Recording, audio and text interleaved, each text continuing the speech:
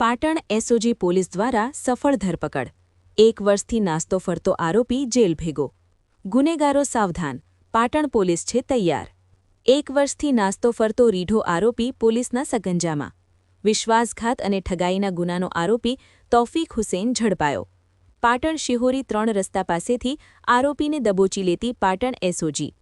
IG Parikshita Rathod અને SP VK નાઈના માર્ગદર્શન હેઠળ પાર પડ્યું ઓપરેશન સરસ્વતી પોલીસ સ્ટેશનના ગંભીર ગુનામાં લાંબા સમયથી હતી શોધખોળ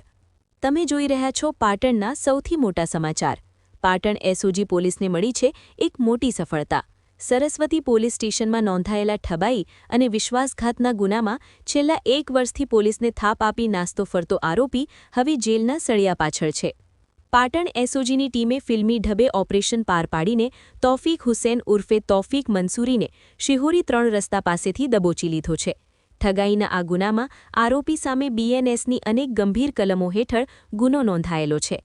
પીઆઈ જેજી સોલંકી અને તેમની ટીમની આ સફળતાએ સાબિત કરી દીધું છે કે ગુનેગાર ભલે ગમે તેટલો શાણો હોય પણ પોલીસના હાથ લાંબા હોય છે હાલ આરોપીને પકડી આગળની કાર્યવાહી માટે પાટણ સરસ્વતી પોલીસને સોંપવામાં આવ્યો છે પાટણ પોલીસના આ ઓપરેશનથી બૂટલેગરો અને ગુનેગારોમાં ફફડાટ ફેલાઈ ગયો છે